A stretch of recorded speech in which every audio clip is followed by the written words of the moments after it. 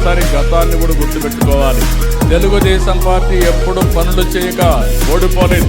మన పార్టీ పెట్టినప్పటి నుంచి ఈ రాష్ట్రానికి సంక్షేమం అందించిన పార్టీ, సంక్షేమాన్ని ఏ విధంగా చేయాలో చేసి చూపించిన పార్టీ తెలుగుదేశం పార్టీ. ఆ నాయకుడు నందమూరి తారక రామారావు గారిని విషయం మనం గుర్తుపెట్టుకోవాలి. ఒకప్పుడు పరిపాలన అంటే రెగ్యులేటర్ అనుకునే పరిస్థితి నుంచి పరిపాలనకు డెఫినేషన్ మార్చిన పార్టీ తెలుగుదేశం పార్టీ. ఇంకొక పక్క 95 నుంచి నేను ముఖ్యమంత్రి అయినప్పుడు మీరు చూస్తే ఫస్ట్ టైం అప్పుడే ఆర్థిక సంస్కరణలు పివి నరసింహారావు గారు తీసుకొచ్చారు. ఆర్థిక సంస్కరణలు అందిపుచ్చుకుని సెకండ్ జనరేషన్ రిఫార్మ్స్ అమలు చేశాం.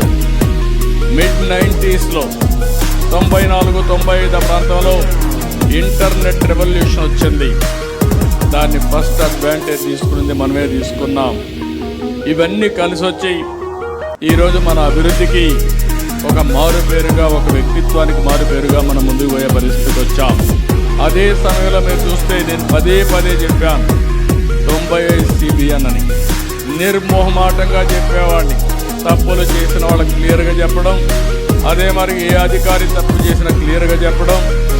ఒకవేళ అధికారి చెప్తే కూడా మారకపోతే, ఎవరైనా మారకపోతే వాళ్ళపైన చర్య తీసుకోవడం నేను చేసిన పని. దానివల్ల బ్రహ్మాండమైన ఫలితాలు వచ్చాయి. 99 నుంచి పనులు చేశాం.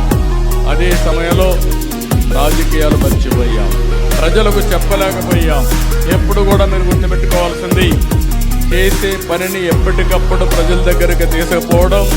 ఏదైనా ప్రజల మనోభావాలకు భిన్నంగా ఉంటే ఎప్పటికప్పుడు కరెక్ట్ చేసుకుంటూ ముందుకు